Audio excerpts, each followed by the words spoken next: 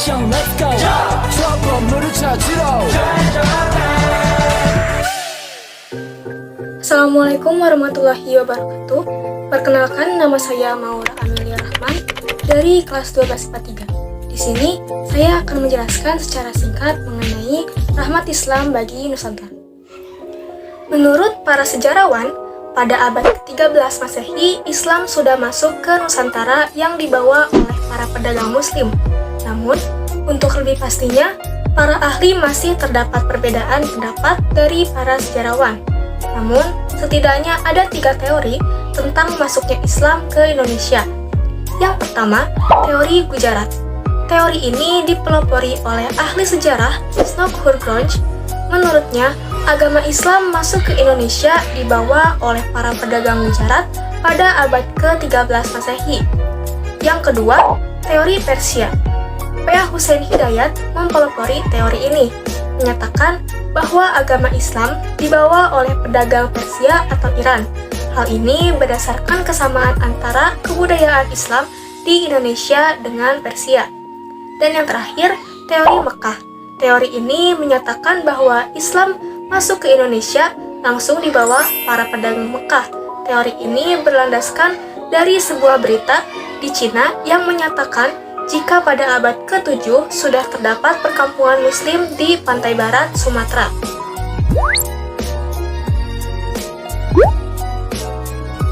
Kerajaan Islam di Indonesia yang akan saya jelaskan kali ini, salah satunya yaitu Samudra Pasai. Samudra Pasai adalah kerajaan Islam yang dipandang sebagai kerajaan Islam pertama di Indonesia. Akan tetapi, jika dikaitkan dengan 2 kerajaan sebelumnya, Jempa dan Pelak, maka kerajaan Samudra Pasai adalah kelanjutan dari kerajaan Pelak. Kerajaan ini didirikan oleh Sultan Malik Al-Saleh pada tahun 1285 atau sekitar abad ke-13 Masehi, sekaligus sebagai raja pertama dan mengalami kejayaan. Hal ini dibuktikan kerajaan Samudra Pasai mampu memperluas wilayahnya dan menjalin hubungan perdagangan dengan Arab. Setelah meninggal, dia digantikan oleh putranya yaitu Sultan Muhammad atau yang dikenal dengan nama Malik Al-Tahir I. Ia memerintah sampai tahun 1326 Masehi. Kemudian digantikan oleh Sultan Ahmad Malik Al-Tahir II. Pada masa pemerintahan Sultan Ahmad Malik Al-Tahir ini, ada kunjungan Ibnu Battuta yang mengadakan perjalanan India sampai ke Cina. Peranan kerajaan Samudra Pasai dalam persebaran agama Islam yaitu yang pertama, menjadi pusat studi Islam di Asia sehingga banyak orang-orang asing yang menetap di Samudra Pasai. Yang kedua, penyebaran agama Islam melalui perluasan pengaruh politik. Hal ini dibuktikan dengan berhasilnya merintis munculnya kerajaan-kerajaan Islam di Jawa. Samudra Pasai menggunakan Selat Malaka sebagai jalur perdagangan laut yang menghubungkan daerah Pasai dengan Arab, India, dan Cina.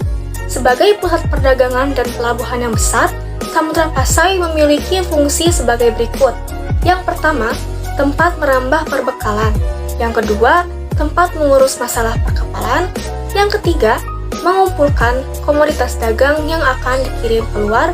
Dan yang keempat, tempat menyimpan barang yang akan diantar ke daerah lain. Adanya perpecahan dalam kerajaan ini telah melahirkan kemunduran politik dan perdagangan, terlebih lagi munculnya kerajaan Malaka yang letaknya lebih strategis.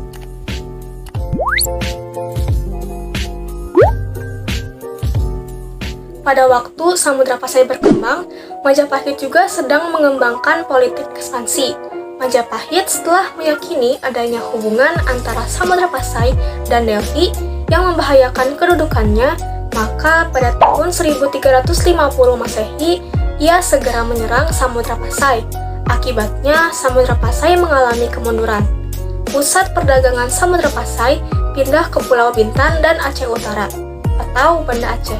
Samudra Pasai akhirnya runtuh yang ditaklukkan oleh Aceh. Mungkin cukup sekian yang dapat saya sampaikan. Mohon maaf bila ada kesalahan kata. Wabillahi taufik wal hidayah. Wassalamualaikum warahmatullahi wabarakatuh.